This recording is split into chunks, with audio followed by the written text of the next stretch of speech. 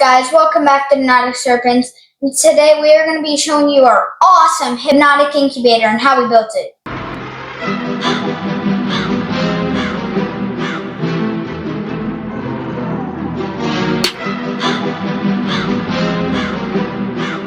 Alright, so we built this incubator 4 years ago and it's been awesome for us. It's never given us any problems and it works great for us every year. It was really easy to build, and today we're going to show you how we built it and how easy it is to put together.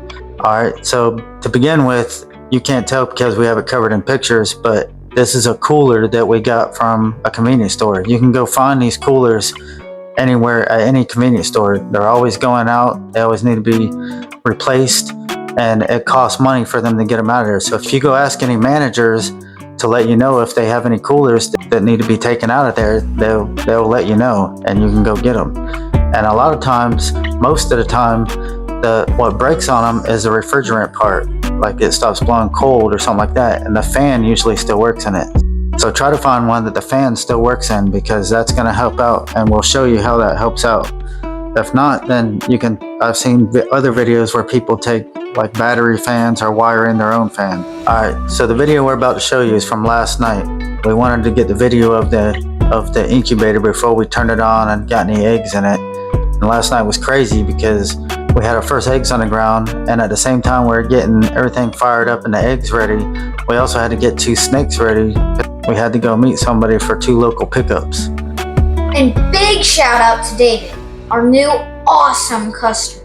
Definitely a big shout out to David. Thanks for being such an awesome customer. But now we're going to show you our hypnotic incubator and show you how we built it, how easy it is to build, and what we've learned along the way that maybe we would have did different, or we're going to do different. I don't know. So here we go.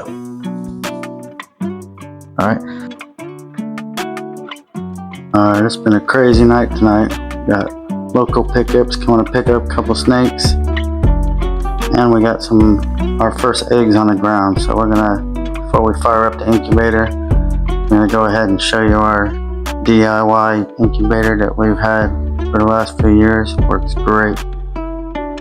Love this thing. I'm gonna show you how we made it.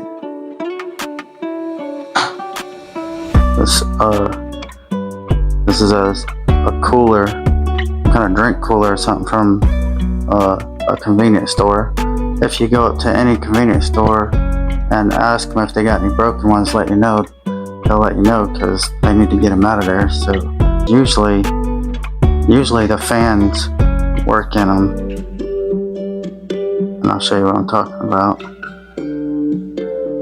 Alright, so when I say the fans work in them, there's a fan right up here, and usually those still work when they throw them out. It's the cooling part that's not working, or something's leaking or something like that. So usually you can get the fan still work, and if you get that to work still, then that's awesome. Because the way I got it set is that it sucks up through here and it blows out through the back.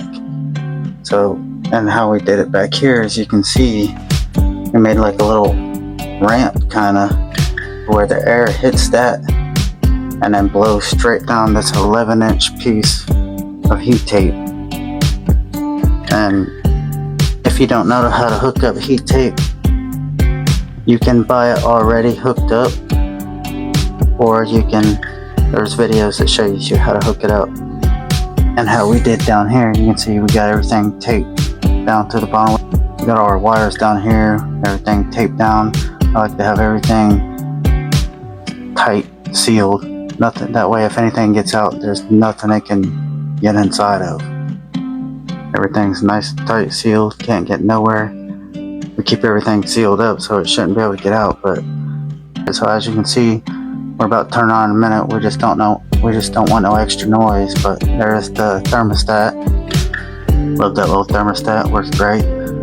And then we run the probe all the way up into the center rack in the middle. Not put it on the heat tape, because you want to get this part. This is where you want your temperature at. So how it works is, if you don't have a fan, you can buy little battery ones. I've seen people put battery ones in there or whatever, but usually these will work. And this sucks up there, blows it down the back, blows it straight down this heat tape, and everything works out great as far as when we put a temperature gun on it. It's even 88.9 from top to bottom. And you fit a lot of eggs in this. I'll show you how we did it. So down here is where the refrigerator motor is, and I think it was right. So if I can remember right, it was, I think, 8 volts, maybe more than that. I can't remember. It's been a while, but completely gotta turn it on its side and completely disconnect all these bolts down here on the bottom. You can see where the holes are that we took it off of. And then there's a refrigerator line that you cut off, and then once you cut that off, then you can pull the whole motor right out, and then drill a hole up through the bottom so you can get your cords up to there, because you got to get your thermostat cord down through the bottom to plug in to right here. Do not take this ballast out. Do not take this ballast out whenever you disconnect it. Leave this. You see this wire that plugs it in right here, and then you'll have a plug into this ballast, so you want that. And then this is where you turn on your fan. Alright, so you want to drill a hole to the bottom. Once you get your cords up to there, we sealed it up, put that great stuff in there, and then taped over it.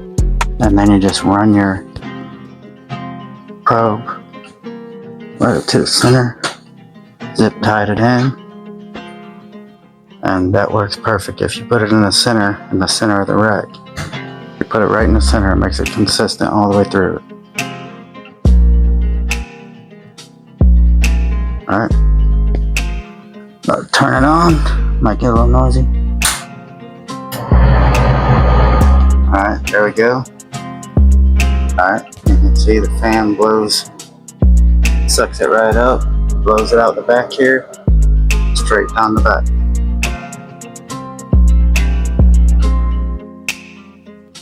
I like this little cheap thermostat. Works great. It's been working for years. It's bright. You can see it. Works great. Got the little light in it. I don't have the light on right now, but that lights it up if you want that on.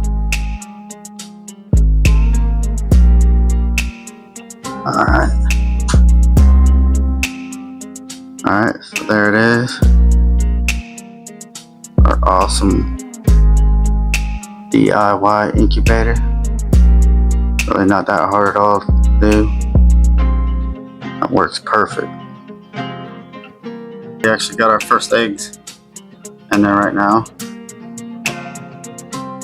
There they are. 7 beautiful eggs. First eggs of the year.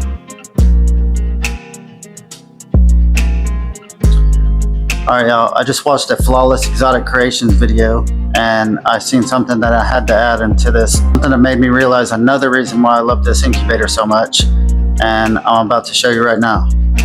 Alright, so one of the things I just seen on a Flawless video, where they talk about bad experiences with incubators. And they talk about horror stories where people's incubators went out and cost them the whole clutch. And that made me realize why I love this incubator and the way we did it so much, because as you can see, everything's really simple, wide open, easy to replace. If we happen to be out of town or something like that, or gone, or at the Southeast Reptile Expo in Georgia, we could easily call my mom or a friend or anybody and easily walk them through replacing anything in this. As you can see, it's wide open.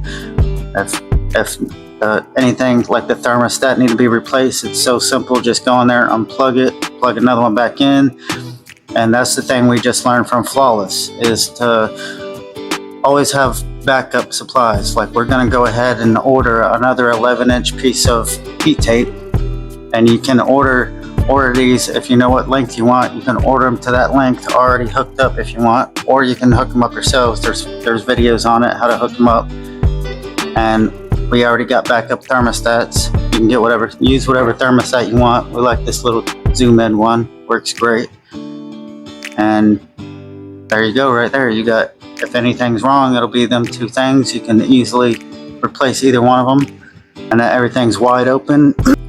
If I had to walk somebody through it over the phone, they could easily do it.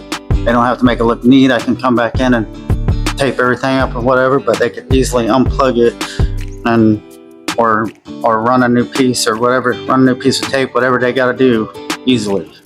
Well, nothing's hard in here. Everything's wide open. That's another reason why I like how we did this incubator. And again, real quick, and show you how we did it. So we ran an 11-inch piece of heat tape from top to bottom, and like I showed you earlier, we ran tape and made it like a ramp so that the fan sucks up the middle and blows out the back and runs straight down this heat tape all the way down to the bottom and circulates it up through, so that way it's a consistent temperature from top to bottom. We drilled a hole into the bottom so that we can run the cord for the thermostat into this little ballast right here. It's got an outlet on it. All of them got this, so do not take that ballast out. We had to take the motor out before anything. It was 9 bolts and a little copper line that you cut off. Drill the hole up through it so you can get your cords through to plug in. And we sealed it with great stuff and taped over it. Hooked up our thermostat and run the probe right to the center rack in the center. Nice and easy. So there it is. There's our awesome hypnotic style incubator. Easy to make, easy to fix, and very cost efficient.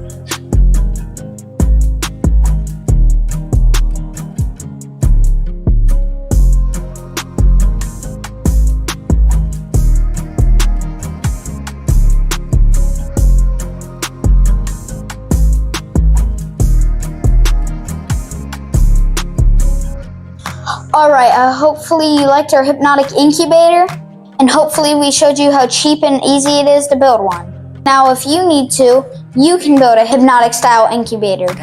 Please let us know what you think about it in the comments. Make sure you like, subscribe, and hit that notification bell. See you next week. Yeah, that's cool.